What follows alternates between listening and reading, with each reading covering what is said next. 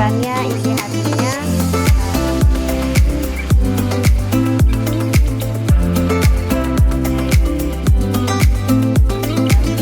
Kalau yang baru habis makan maka oksigen akan turun ke perut ya, itu jadi ngantuk. Tapi saya harap waktu katanya 2 jam, boleh lebih, kita santai aja tapi gitu ya. Jadi artinya jangan sampai pernah ada orang yang merasa aku membantu yang lain. Nah, ini saya sampaikan bahwa saya kerjanya mulai dari bawah juga. Cuman yang mungkin perlu juga Anda semua tahu supaya besok kalau pada waktu nggak bekerja atau di sela-selanya itu Anda akan mempunyai pemahaman yang banyak gitu ya. Ya, ada 5 agenda. Kita akan bicara dengan pengantar, leadership, work-life balance, komunikasi, ini dengan penutup. Oke? Kita maunya gajinya naik tinggi. Misalnya contohnya sekarang di DKI itu kan. Kenapa? Halangan.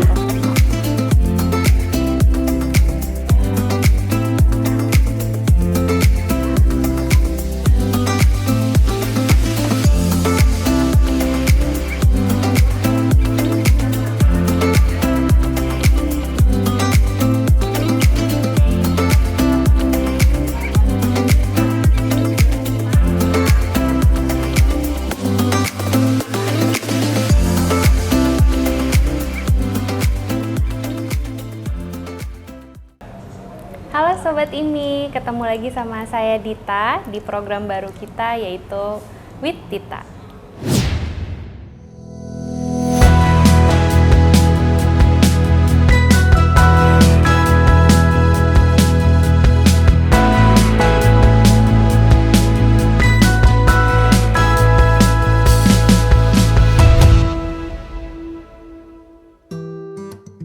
Nah, tadi kita sudah melihat cuplikan dari training peserta kita hari ini yang datang juga cukup banyak. Seperti janji saya kemarin, hari ini kita bertemu dengan tamu sekaligus pembicara kita di hari ini. Boleh perkenalkan Ibu namanya? Hai, ketemu lagi ya. Saya Andayani Budi Lestari, tapi Anda semua bisa panggil saya Bu Ani. Oke, terima kasih banyak Bu Ani sebelumnya sudah bersedia hadir ke sini.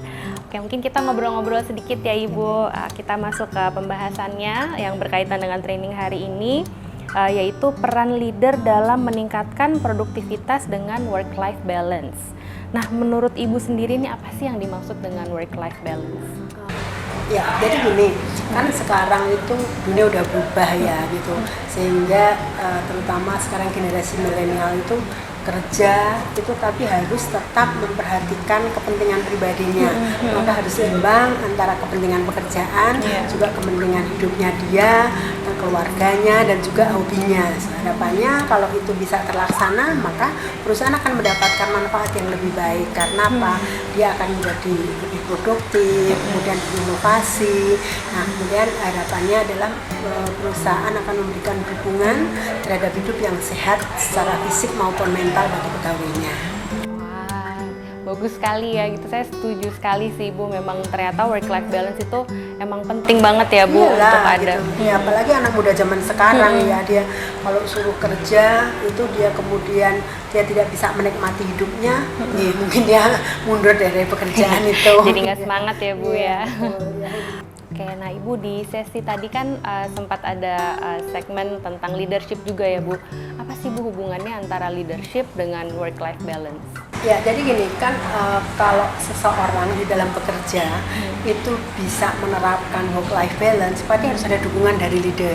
Gitu ya. Jadi leader yang baik itu harusnya memfasilitasi. Misalnya contohnya dengan memberikan cara bekerja yang lebih baik sehingga kerja menjadi lebih efisien. Kemudian dia juga memberi contoh work-life balance, misalnya dia juga harus olahraga, dia kemudian juga menjalankan hobinya. Nah, itu semua bisa terjadi kalau fungsi leader itu optimal. Kalau fungsi leader optimal, kemudian kerjaan efisien, hasilnya optimal, orang kan jadi semangat nih gitu. Kalau semangat, kemudian punya waktu cukup. Nah, dia dengan waktu yang cukup tersebut bisa menggunakan untuk kepentingan dirinya sebagai makhluk sosial.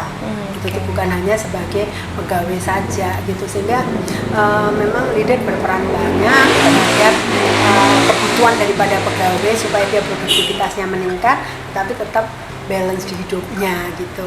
Oh ya, berarti memang penting sekali ya Bu, ternyata sangat erat kaitannya antara leader untuk menciptakan work-life balance. Oke, nah untuk pertanyaan yang terakhir nih berkaitan dengan sesi kita tadi ya gitu tentang komunikasi. Nah, menurut Ibu sendiri kira-kira gimana sih cara membangun komunikasi yang baik dengan leader atau antara leader ke bawahannya gitu? Ya, jadi kalau komunikasi tidak baik pasti akan banyak wish-nya ya, kerja jadi nggak efektif gitu ya.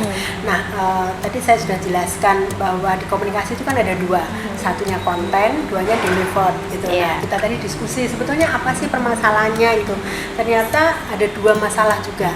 Konten juga harus diisi gitu, karena seseorang itu kalau dia tidak jelas terhadap konten yang akan di-deliver itu maka pesan itu bisa bias gitu ya. Kemudian yang kedua tadi adalah cara gitu. Tadi kita udah mendiskusikan, apalagi anak-anak zaman sekarang ya, itu kalau misalnya dia itu nggak suka lah diberikan atau berkomunikasi dengan cara yang agak arogan misalnya, kemudian dimarahin, yang misalnya kalau cara acara agresif gitu ya, dia pengennya adalah dengan cara-cara yang asertif gitu. Nah, inilah yang kemudian harus diformulasikan bersama. Nah, memang yang paling harus dirubah itu adalah tentang culture. Kan orang nggak biasa ya speak up ya gitu. Aku nggak suka gitu, aku maunya seperti ini. Nah, itulah yang kemudian harus dibangun. Tapi saya bersyukur tadi semua sepakat bahwa mulai sekarang kita komunikasi terbuka ya gitu. Saya kira itu udah awal yang sangat baik sekali untuk kemajuan bersama dan untuk menuju kepada work-life balance tersebut. Oke Sobat IMI, demikianlah sharing session kita hari ini dengan Ibu Ani.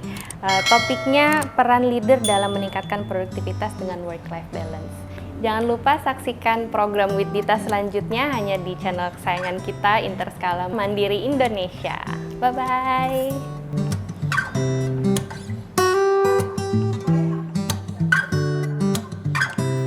Kemudian seseorang nggak menyelesaikan pekerjaannya karena dia nggak paham.